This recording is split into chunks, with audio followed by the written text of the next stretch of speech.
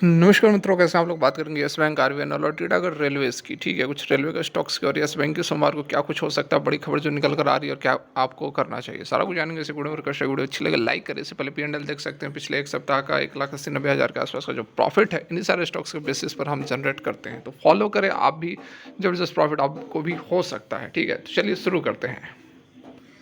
ठीक है, तो सबसे पहले बात शुरू करते हैं आरवीएनएल से। तो देखिए, आरवीएनएल वगैरह के अंदर जो है थोड़ी बहुत गिरावट हमें देखने को मिल रही है। पिछले 3-4 दिनों से स्टॉक जो है वह करेक्ट हो रहा है, क्योंकि ओवरऑल मार्केट भी जो है वह ठीक ठाक नहीं है। ठीक है, बजट के बाद से ही रेलवे और डिफेंस स्टॉक्स के अंदर गिरावट चल रही थी, और उसके बाद पिछले 2 दिनों से अमेरिकी बाज़ारों के अंदर भी अच्छी खासी गिरावट हो रही है। फ्राइडे को भी गिरावट हुई है 1-1.5% के आसपास। जो डॉ जोन्स वगैरह है उसके अंदर हमें गिरावट देखने को मिली है। तो इसका जो असर है, सोमवार को मार्केट ओपन होगा तो आपको इन स्टॉक्स के ऊपर भी देखने को मिल सकता है। ठीक है, गिरावट होने के चांसेस है। निफ्टी के अंदर तो करेक्शन हो सकती है, क्योंकि ऑलरेडी निफ्टी काफ़ी भाग चुका है। तो निफ्टी के अंदर तो करेक्शन होने की संभावनाएं नज़र आ रही हैं, लेकिन ये जो स्टॉक्स हैं जो कि ऑलरेडी पहले से गिर रहे हैं, बजट के बाद से ही रेलवे और डिफेंस वगैरह जो है शिपयार्ड वगैरह वो गिर रहे हैं, तो इन स्टॉक्स के अंदर ज़्यादा गिरावट होने की संभावनाएं कम हैं। और ये जो अपॉर्चुनिटीज़ हैं जो गिरावट हो रही हैं, ये एक बहुत ही अच्छी अपॉर्चुनिटीज़ है यदि आप माल उठाना चाहते हैं, यदि आप ऐड करना चाहते हैं, एक्यूमुलेट करना चाहते हैं। क्योंकि देखिए, ऑब्वियस सी बात है, कुछ भी हो जाए, वार हो जाए, कुछ हो जाए, कुछ भी हो जाए, स्टॉक मार्केट करेक्ट करेगी।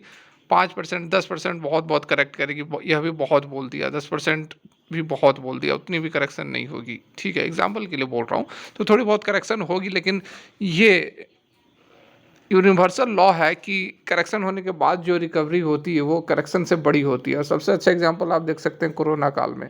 कोरोना में मार्केट कितनी गिर गई थी, आई थिंक 7,500-8,000 तक निफ्टी चली गई थी। ठीक है, 8,500 का ऐसी कुछ गई थी।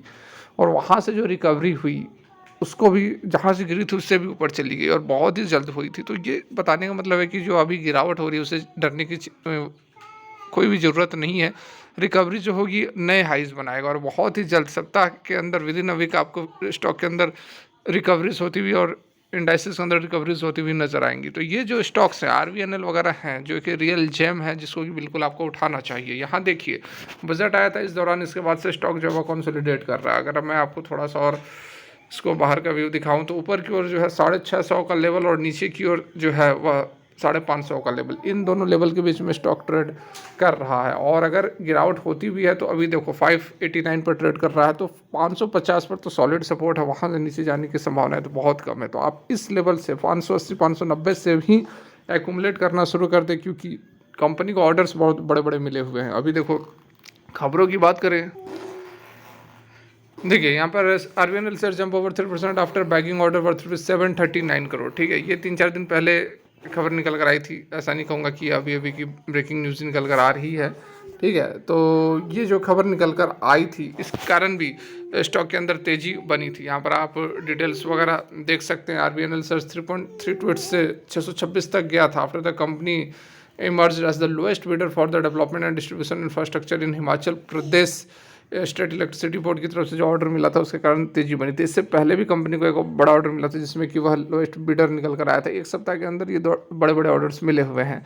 तो डेफिनेटली यहाँ पर बाकी अदर रेलवे स्टॉक्स से, आईआरएफसी वगैरह से बढ़िया ऑप्शन यह हो सकता है। आरवीएनएल यदि लॉन्ग टर्म के लिए होल्ड करते हैं तो ज़बरदस्त मुनाफा कमा कर दे सकता है। दूसरे ज़बरदस्त स्टॉक यदि हम यहाँ पर बात करें, टीटागढ़ रेलवे सिस्टम। ठीक है, देखिए दूसरा जो बहुत ही कमाल का स्टॉक है, टीटागढ़ रेलवे सिस्टम नेटवर्क वगैरह जो भी है, यहाँ पर आप ग्राफ देख सकते हैं। लगभग 1500 पर यह ट्रेड कर रहा है। शुक्रवार को 4.5% की गिरावट आई थी। ये जो स्टॉक है बहुत ही ज़बरदस्त स्टॉक है, कहीं भी पीछे नहीं, आरबीएनएल, एयरकॉन वगैरह से कहीं भी पीछे नहीं है। लेकिन अभी आप कुछ दिनों से देख रहे हो कि स्टॉक के अंदर जो है गिरावट का दौर देखने को मिल रहा है। उससे पहले की यदि आप रैली देखोगे, चौंक जाओगे। बहुत शानदार रैली स्टॉक के अंदर बनी थी। स्टॉक देखो लगभग 800 रुपये, कितने में, मार्च में 800 रुपये पर था, और 800 रुपये से स्टॉक कहाँ तक पहुँचा था, लगभग 1800, 1850। मार्च के बाद 3 महीने के अंदर 800 से 1800 का सफ़र इसने तय किया था। तो बहुत ही कमाल का यह स्टॉक है। लेकिन उसके बाद स्टॉक के अंदर जो गिरावट का दौर आप देख रहे हैं, और ये जो पिछले 3 दिनों से खासकर जो गिरावट हो रही है, इसके पीछे इसके Q1 के नतीजे हैं। नतीजे जो है वह ख़राब तो नहीं है, लेकिन ऑन एन एवरेज से नतीजे निकल कर आए हैं, जिस कारण से थोड़ी बहुत यहाँ पर स्टॉक के अंदर गिरावट हमें देखने को मिल रही है। और उससे पहले तो ये जो है रेलवे के स्टॉक्स जो गिरे बजट के बाद, उसका इम्पैक्ट था। तो ये जो स्टॉक है, ये जो कंपनी है वह रेलवे कोच वगैरह बनाने का काम करती है, और पहली ऐसी कंपनी है जो किस तरह का काम करती है, डिब्बे वगैरह वंदे भारत के लिए भी यह काम करती है, कोचेस वगैरह बनाने का। तो एक अच्छा ऑप्शन है इसको भी आप नज़र में रख सकते हैं। और अभी अच्छी खासी गिरावट हो गई है, 39 पर RSI पहुंच गया है, तो यह भी एक बहुत ही अच्छा स्टॉक है। नीचे के लेवल पर बढ़िया एक्यूमुलेशन कर सकते हैं आप लॉन्ग टर्म के लिए। आपको कहीं RVNL इरकॉन से कहीं पीछे यह स्टॉक रिटर्न के मामले में नहीं रहने वाला। यदि आप रिटर्न उठाकर देखोगे, एक साल के अंदर 300-400% का रिटर्न इसने दिया हुआ है। अब यदि हम तीसरे स्टॉक की बात कर ले यस बैंक की, तो यस बैंक के अंदर देखिए गिरावट जो है पिछले 2 दिनों से हमें देखने को मिल रही है। तो ये जो गिरावट हो रही है, ये कहीं ना कहीं कह सकते हैं कि ओवरऑल जो मार्केट के अंदर गिरावट है, उसका असर यहाँ पर हमें देखने को मिल रहा है। ठीक है, हालांकि एक न्यूज़ निकल कर आई थी जिसको कि कल परसों के डेट में हमने कवर किया था। जो नए प्रमोटर हैं जो होने वाले हैं, उनकी कुछ टर्म्स एंड कंडीशंस हैं, उस टर्म्स एंड कंडीशंस को फुलफ़िल करने में अभी काफ़ी कुछ करना पड़ेगा, क्योंकि RBI की जो गाइडलाइंस वगैरह है उसके तहत अभी पूरा का पूरा मामला सेट नहीं बैठ रहा है। पिछली वीडियोज़ में हमने डिटेल में डिस्कस किया हुआ था, इसलिए बहुत ज़्यादा डिटेल में डिस्कस करने का मतलब कुछ बनता नहीं है। प्रमोटर वगैरह जो है नए आ रहे हैं, वो 51% की हिस्सेदारी चाह रहे हैं, और वो चाह रहे हैं कि 51% की हिस्सेदारी हमारी बने रहे। लेकिन जो RBI की गाइडलाइंस है उसके अकॉर्डिंग 51% से धीरे धीरे प्रमोटर की होल्डिंग को कम करना होता है, जिसके लिए कि अभी तैयार नहीं है। ठीक है, और भी कुछ टर्म्स एंड कंडीशंस हैं जिसको लेकर अभी ये बात अटकी हुई है। नए प्रमोटर की जो ऑनरशिप है उसको लेकर अभी बात चल रही है। अभी कुछ चेंजेस करने पड़ सकते हैं, नियम कानून के अंदर कुछ FDIs के अंदर कुछ चेंजेस करने पड़ सकते हैं।